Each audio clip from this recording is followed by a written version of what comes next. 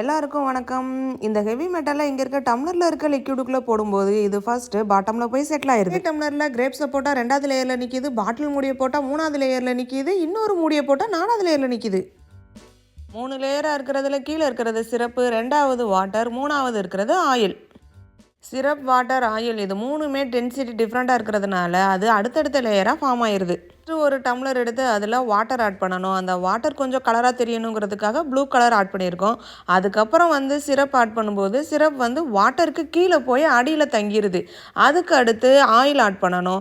இந்த 3மே செட்டில் ஆகிறதுக்கு கொஞ்சம் ஒரு டைம் கொடுக்கணும். நாங்கள் இந்த சயின்ஸ் வீடியோவை பார்த்த உடனே இதை செஞ்சு பார்க்கலாம், கலர்ஃபுல்லாக இருக்குது அப்படிங்கிறதுக்காக இன்றைக்கி எதை ட்ரை பண்ணோம். இதுக்காக நாங்கள் இன்றைக்கி எடுத்துக்கிட்டது நம்மளோட நன்னாரி சர்பத், அதுக்கப்புறம் வாட்டர், அதுக்கப்புறமா குக்கிங் ஆயில்.